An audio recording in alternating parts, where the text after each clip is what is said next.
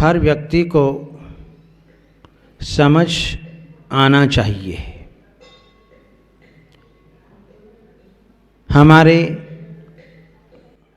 जैन शास्त्रों में ये कहा है कि 5 वर्ष की उम्र से बुद्धि का विकास प्रारंभ हो जाया करता है, लेकिन वर्तमान में आज इस शिक्षा पद्धति के युग में आज बच्चे 3 वर्ष की उम्र में अपने बुद्धि का विकास करने लग जाता है। 15 वर्ष तक उसके भीतर समझ आती है और 15 वर्ष से लेकर के 40 वर्ष तक वह समझदार बन जाया करता है और 60 वर्ष की उम्र आते ही व्यक्ति समझदारी से काम करता है। इंसान को ये समझना है कि मुझे ये काम करना चाहिए या नहीं। ये समझ इसके भीतर है, लेकिन किसी कारणवश समझदारी को जन्म नहीं दे पाता। मैं ये कार्य करूं या नहीं करूं,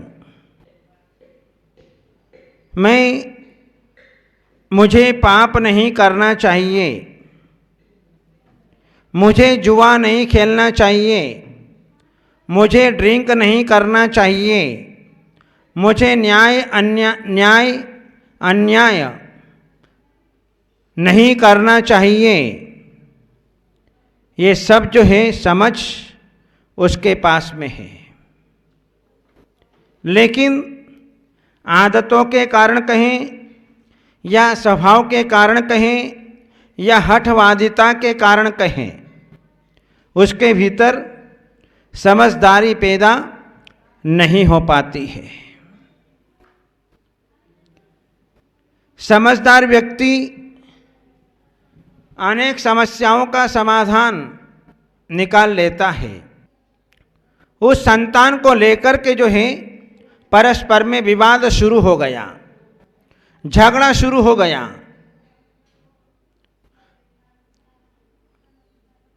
लोग उन्हें समझाते भी थे, लेकिन फिर भी उनका झगड़ा बंद नहीं हुआ। रोज प्रतिदिन सवेरे सवेरे जो है उनका झगड़ा शुरू हो जाता।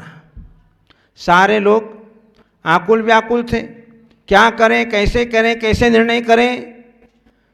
तो राजा श्रनिक के पास में उन दोनों को ले जाया गया।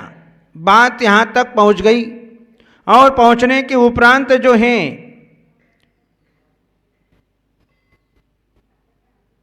उन दोनों महिलाओं ने कहा, एक ने कहा कि ये मेरा पुत्र है, दूसरे ने कहा ये मेरा पुत्र है। दोनों की बात को सुनकर के पता नहीं चल रहा था किसका पुत्र है, कैसे निर्णय करें। कभी कभी राजा लोग भी आश्चर्यचकित हो जाया करते हैं। किसी भी वस्तु का हल करना हो तो स्वयं नहीं कर पाते हैं। उन राजाओं के सहयोगी मंत्री हुआ करते हैं। वे मंत्री से नाना प्रकार की सलाह लेते कि इस काम को कैसे करना, कैसे नहीं करना, क्योंकि मंत्रियों के पास में बुद्धि होती है, मंत्रियों के पास में अतीत काल का इतिहास होता है, उनके पास में अनेक प्रकार के अनुभव होते हैं, सब कुछ उनके पास में होता है। उस राजा का मंत्री उनके पास में था। राजा ने कहा, अभय कुमार, तुमको जो है इस पुत्र का निर्णय करना है। अब पुत्र का निर्णय कैसे करें?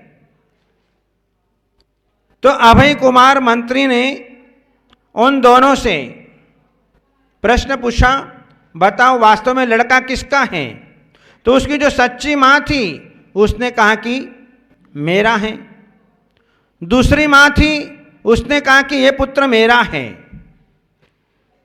जिसके संतान नहीं होती है वह दूसरों के बालकों से ज़्यादा प्रेम करती है। लगता नहीं है कि ये किसी और दूसरे का पुत्र है, ये तो मेरा ही पुत्र है। इतना लाड़ प्यार से अपने जीवन में उसका लालन पालन, उसका भोजन पानी, उसकी देख रेख, सारी प्रक्रियाएं वह क्या करती है। लगता नहीं था कि इन दोनों में से जो है इनकी माँ कौन सी माँ का पुत्र है। अब इधर जो है अभय कुमार भी आश्चर्य में पड़ गया। अब क्या करें, कैसे करें, किस प्रकार करें। लेकिन बुद्धिमानों के पास में, समझदार लोगों के पास में बुद्धि अपने आप आ जाती है। बुद्धि कहीं बाहर से नहीं आती है, अपने भीतर से ही आती है। जब व्यक्ति थोड़ा पढ़ता है और अधिक विचार करता है, जागृत रहती है, उसकी बुद्धि अपने आप आ जाती है। जितने बुद्धिमान लोग हैं वे सब जो हैं थोड़ा सोचते, थोड़ा बोलते और विचार ज़्यादा करते हैं, जिसके कारण उनके जीवन में बुद्धि दिखाई देती है। अभय कुमार ने तत्काल निर्णय किया, क्योंकि बुद्धि तात्कालिक होती है, उसी का नाम है बुद्धि। जिसको विचार करने में बहुत समय लग जाए वो बुद्धि नहीं, तत्काल निर्णय करना उसका नाम है बुद्धि। और अभय कुमार ने अपने मन में बुद्धि उत्पन्न करी कि इस कारण से इनके प्रश्न का समाधान हल हो सकता है। ठीक है, अभय कुमार ने उस बालक को हाथ में ले लिया और बीच राज दरबार के बीच में उस बालक को धरती पर सुला दिया। धरती पर सुला दिया और जो है हाथ में तलवार ली और उसके प्रश्न का समाधान निकाला कि आधा बच्चा इसका और आधा बच्चा इसका। इस प्रकार से जो है उसने समाधान निकाला। और जैसे ही तलवार उठाई और तलवार उठाते ही जो उसकी असली माँ थी उसने कहा कि मंत्रीवर ऐसा काम मत करो, मैं अपने जीवन में बिना पुत्र के भी रह जाऊंगी, ये पुत्र इसका ही है। बस अभय कुमार ने पता कर लिया कि इसकी असली माता कौन है। यदि वो नकली माता पहले बोल जाती ये पुत्र मेरा है तो और समस्या खड़ी हो जाती, लेकिन उसकी हिम्मत नहीं हुई कि ये मेरा पुत्र है, क्योंकि माँ तो माँ है, असली माता तो असली माता होती है। उसने जो है तत्काल निर्णय कर लिया कि ये इसी का ही पुत्र है। ऐसा करके जो है पिता के सामने उस बालक को दे दिया और कहा कि राजन ये जो है इसकी असली माता ये है, ये नकली माता है। तब फिर जो है राजा ने उस बालक को उसकी माँ के हाथ में सौंपते हुए उसको विदा किया। और इधर जो उसकी दूसरी माता थी उसने झूठ बोला। झूठ बोलने के कारण उसको जो है राजदंड मिला। इस प्रकार से जो व्यक्ति अपने जीवन में समझदारी से काम लेता है वह सबके दुखों को दूर कर देता है। समझदार व्यक्ति के भीतर ऐसी शक्ति होती है, वह सामने वाले को पढ़ लेता है कि ये लड़का किसका है। उस सामने वाले का आभा मंडल तैयार हो जाता है। ये संतान किसकी है, ये धन किसका है, ये रत्न किसका है, वो सारा अपने आप चेहरे से मालूम पड़ जाता है, क्योंकि उसके शब्दों में गंध आती है। उसके भावों में गंध आती है, उस भावों की गंध से उसे जो है पकड़ लिया जाता है कि ये संपत्ति, ये धन, ये रत्न, ये मकान, ये जमीन जायदाद इस व्यक्ति की है। और जिसकी नहीं होती है उसका चेहरा फीका पड़ जाता है, उसका आभा मंडल एकदम फीका पड़ जाता है। इसलिए जो है समझदार व्यक्ति जो होता है वह समझदारी से अपने जीवन में सारे उलझनों को अपने जीवन के अंदर सुलझा देता है। और वह समझदार व्यक्ति सबको अपने साथ में लेकर के चलता है। ये उसके अंदर सबसे बड़ा गुण होता है कि सबको लेकर के चलता है। यदि सबको लेकर के चलने की क्षमता नहीं होती है तो वह अपने जीवन में कभी समझदार नहीं कहला सकता है। उसके भीतर समझदारी नहीं हो सकती है, उसके भीतर कभी समझ नहीं आ सकती है। जिस व्यक्ति को अकेले रहने की आदत है, जिसे एकल खुरा कहा जाता है, वो व्यक्ति कभी समझ नहीं सकता, वो व्यक्ति कभी समझदार नहीं होता है, वो व्यक्ति कभी समझदारी से काम नहीं लेता है।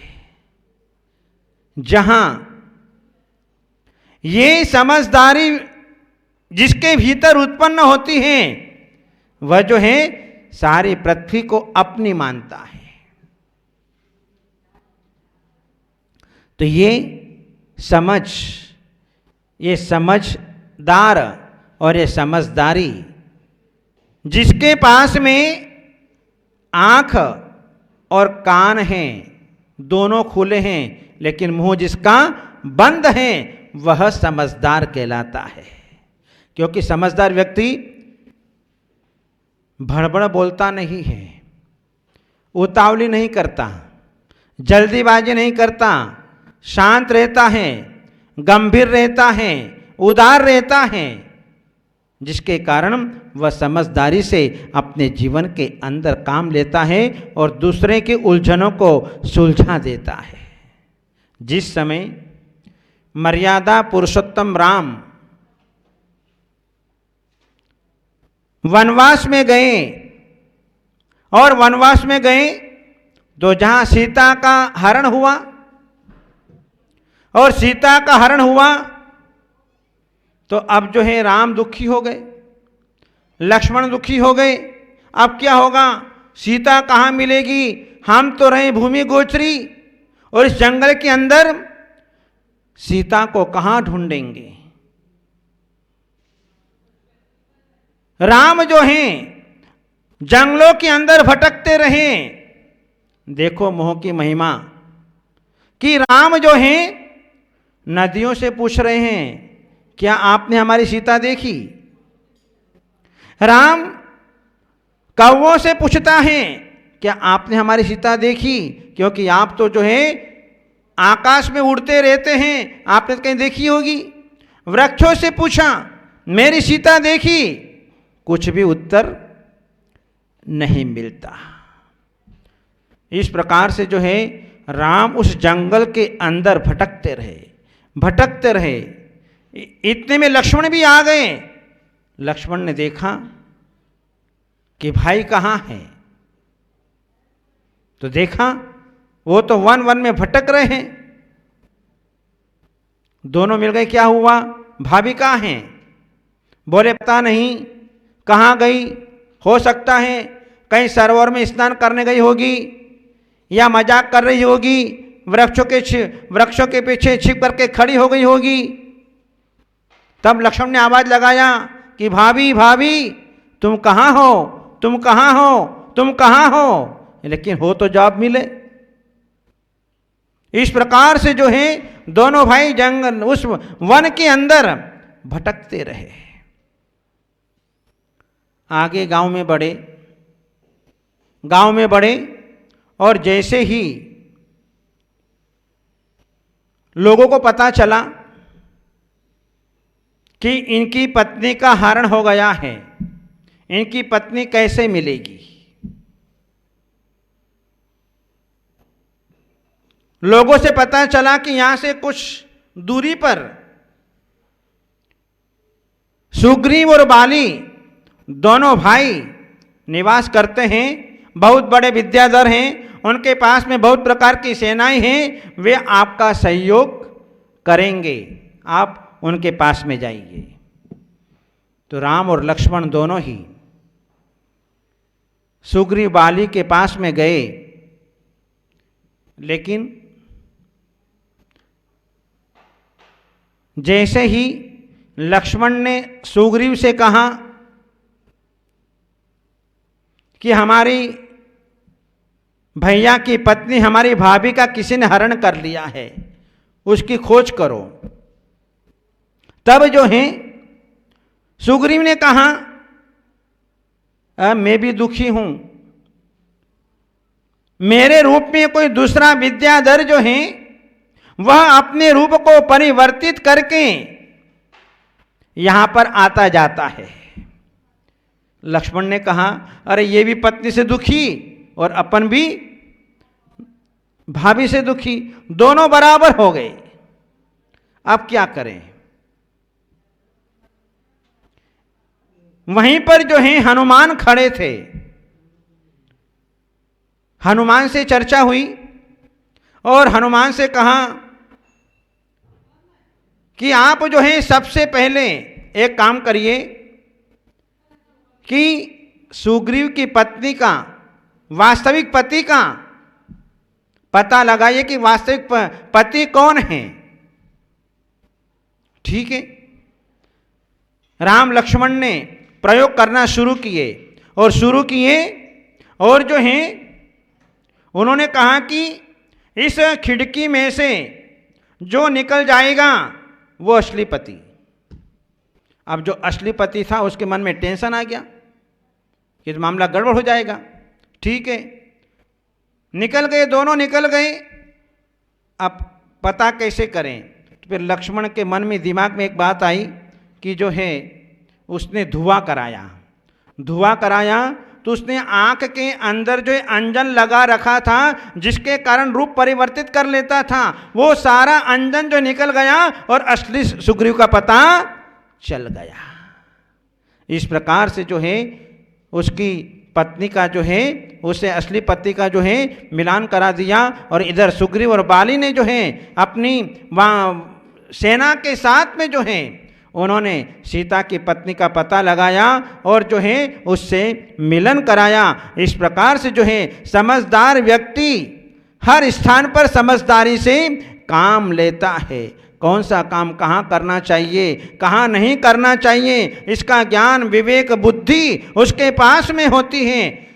समझदार व्यक्ति के पास में नकारात्मक सोच नहीं होती है, मैं सब कुछ कर सकता हूँ, उसके भीतर जो है असंभव कुछ भी नहीं दिखाई देता है। इसलिए इंसान को अपने जीवन में समझ पैदा करनी चाहिए, समझदारी रखना चाहिए, जिसके कारण अपना जीवन और पर का जीवन व अपने दोनों जीवन सुखी हो सके। इन्हीं मंगल भावनाओं के साथ बोले गुरुवर आचार्य श्री अजीत सागर जी महाराज की।